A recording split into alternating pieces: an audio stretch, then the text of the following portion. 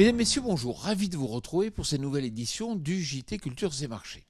Nous commencerons cette émission en évoquant la surprise créée par l'USDA qui a abaissé son estimation de production de maïs aux États-Unis.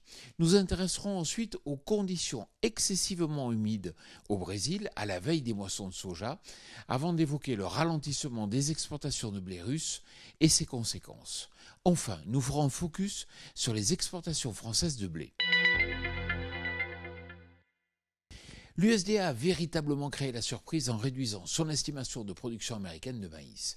À l'échelle des États-Unis, la baisse du rendement d'un peu plus de 2 quintaux par hectare à 112,5 quintaux par hectare de moyenne entraîne une baisse de la production du pays de 7 millions de tonnes à près de 378 millions de tonnes. Réalité ou manipulation? Dans tous les cas, cela pourrait soutenir les cours car la demande reste forte à l'international, de même qu'aux États-Unis pour la synthèse d'éthanol.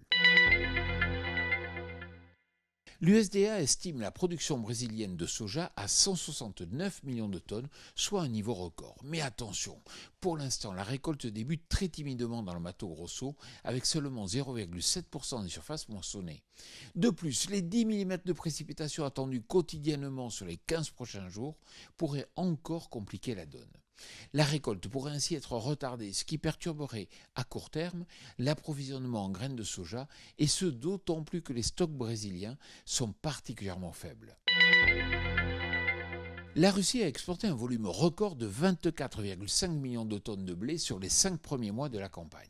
Pour autant, cette cadence s'est ralentie depuis le mois de décembre, notamment du fait de l'augmentation d'une taxe à l'export. Résultat, les exportations totales du pays, en intégrant le quota de 10,6 millions de tonnes à compter du 15 février, ne devraient pas dépasser les 43 millions de tonnes, soit 10 millions de tonnes de moins que l'an passé.